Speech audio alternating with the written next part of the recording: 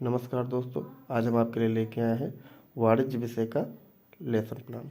आज का हमारा प्रकरण है कैपिटल पूंजी।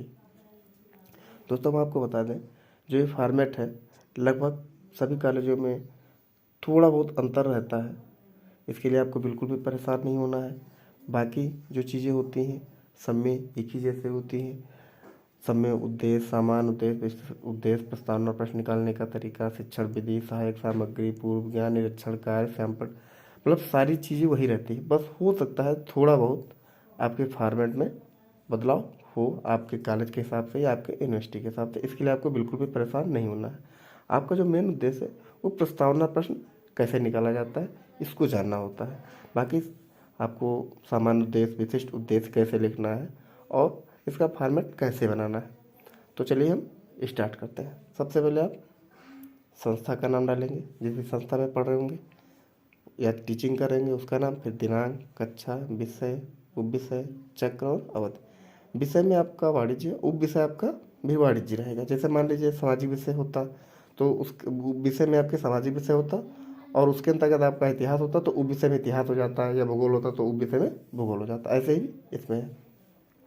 फिर आपका प्रकरण पूंजी, इसके बाद आपका सामान्य उद्देश्य और विशिष्ट उद्देश्य। सामान्य उद्देश्य आपके सब्जेक्ट से संबंधित होता है और विशिष्ट उद्देश्य आपके प्रकरण से संबंधित होता है। तो पहले हम सामान्य उद्देश्य देखते हैं। पहला है छात्रों को वाणिज्य विषय के प्रति जागरूक करना, छात्रों की रचनात्मक बुद्धि का विकास करना, छात्रों को दैनिक जीवन में वाणिज्य का महत्व बताना, छात्रों की कल्पना शक्ति का विकास करना, छात्रों की तार्किक क्षमता का विकास करना, छात्रों को वाणिज्य शास्त्र के प्रति आकर्षित करना। फिर आपका विशिष्ट उद्देश्य में ज्ञानात्मक, अवबोधात्मक और अनुप्रयोगात्मक हो जाता है। तो पहला है ज्ञानात्मक, छात्र पूंजी का प्रत्याशरण कर सकेंगे, छात्र पूंजी की सूचनाएं प्राप्त कर सकेंगे। अवबोधात्मक में छात्र पूंजी धन आय में तुलना कर सकेंगे। अनुप्रयोगात्मक में है छात्र अपनी बचत पूंजी का सही तरीके से उपयोग करने में समर्थ होंगे। इसके बाद आपका शिक्षण विधि हो जाता है। शिक्षण विधि, प्रश्नोत्तर विधि, व्याख्यान विधि और आगमन निगमन विधि। सहायक सामग्री, स्लेट, श्यामपट्ट, चार्ट, मॉडल, समझ। सहायक सामग्री आपका श्यामपट्ट, चाक, डस्टर, ये सहायक सामग्री नहीं होती। सहायक सामग्री में जो आप, क्योंकि ये आपकी आवश्यक सहायक सामग्री होती है। सहायक सामग्री में जैसे आप मॉडल बना रहे हैं, कोई चार्ट बना रहे हैं, आप सामाजिक विषय सब्जेक्ट जैसे इतिहास, भूगोल पढ़ा रहे हैं तो आप मैप लेके जा रहे हैं, साइंस पढ़ा रहे हैं तो उस चीज़ के से रिलेटेड कोई चीज़ लेके, वो आपके सहायक सामग्री में होगा। तो यहाँ आपको श्यामपट्ट और स्लेट, चाक नहीं लिखना है आपको। चार्ट, मॉडल ये आपका लिखा जाएगा। फिर पूर्व ज्ञान, छात्र पूंजी कैपिटल के बारे में सामान्य जानकारी रखते हैं। फिर आपका सबसे महत्वपूर्ण जो है प्रस्तावना प्रश्न निकालना। यहाँ पे इसलिए इसे काट दिया गया है क्योंकि प्रश्न ज़्यादा हो रहे थे। 4 से प्रश्न ज़्यादा ना हो तो ज़्यादा सही रहता है। तो हम चलिए देखते हैं प्रस्तावना प्रश्न कैसे निकाला जाता है। यहाँ आपको प्रस्तावना प्रश्न लिखना है। प्रस्तावना प्रश्न यहाँ पे, फिर छात्र अध्यापक क्रिया या छात्राध्यापक क्रिया। अगर आप छात्र हैं तो छात्राध्यापक लिखेंगे, अगर छात्रा है तो छात्राध्यापक लिखेंगे। और इस साइड में छात्र छात्रा क्रिया, इधर छात्रा भी लिख देंगे। फिर पहला है आपका प्रस्तावना प्रश्न, हम सामान खरीदते कहाँ जाते हैं। हम सामान खरीदने बाजार जाते हैं। बाजार में हम किन किन वस्तुओं को खरीदते हैं, कपड़े, दवाई, खाने के सामान और अन्य आवश्यक वस्तुएं। इन आवश्यक वस्तुओं को खरीदने के लिए हमारे पास पर्याप्त मात्रा में क्या होना चाहिए, पूंजी, धन, पैसा, रुपये आदि।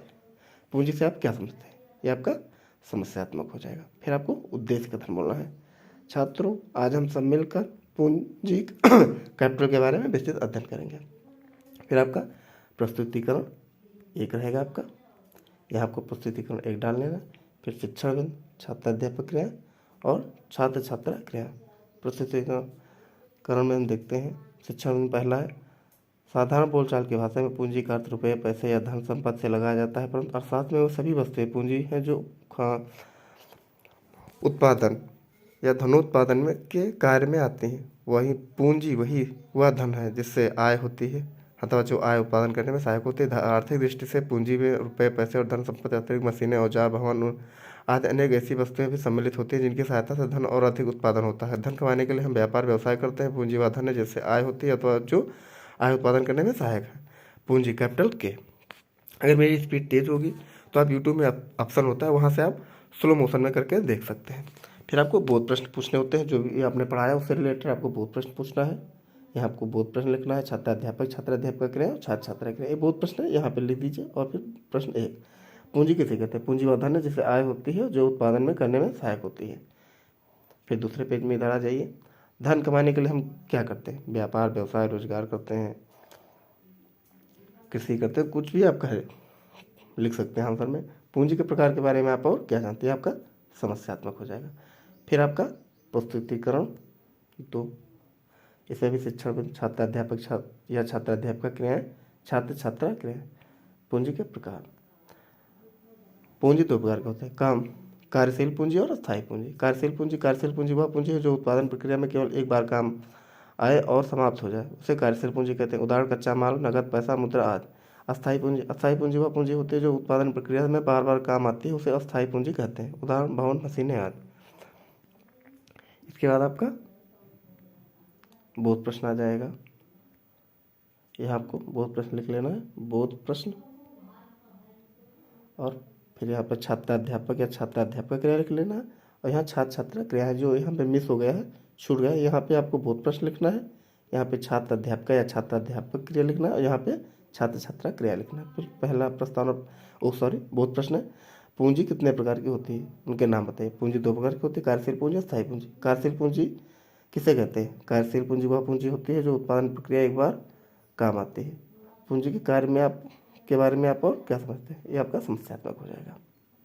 फिर आपको प्रस्तुतिकरण 3 करना है, छात्राध्यापक क्रिया, छात्र क्रिया। पूंजी के कार्य निम्नलिखित उत्पादन का आधार। पूंजी किस कार्य में पूंजी की आवश्यकता? रोजगार का आधार, यातायात का आधार, साख का आधार, तकनीकी विकास का आधार, आर्थिक विकास का आधार, आर्थिक नियोजन का आधार। व्यापार करने का मुख्य आधार होता है लाभ और धन कमाना।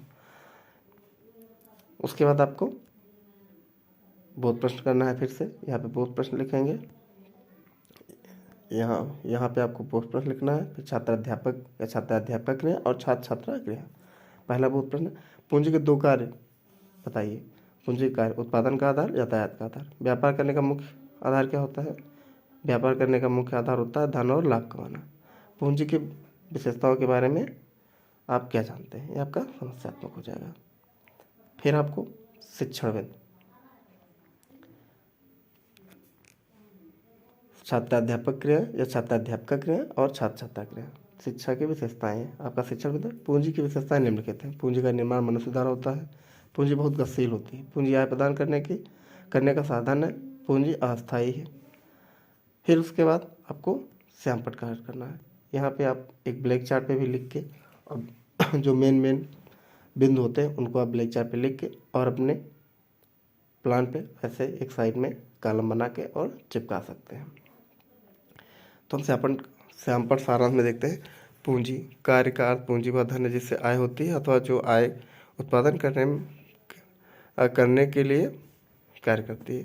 पूंजी के कार्य, उत्पादन का आधार, साख का आधार, रोजगार का आधार, यातायात का आधार। पूंजी की विशेषताएं, पूंजी का निर्माण मनुष्य द्वारा होता है। पूंजी बहुत गतिशील होती है। पूंजी बजट का परिणाम है। पूंजी अस्थायी है। इसके बाद आपका निरीक्षण कार्य आ जाएगा।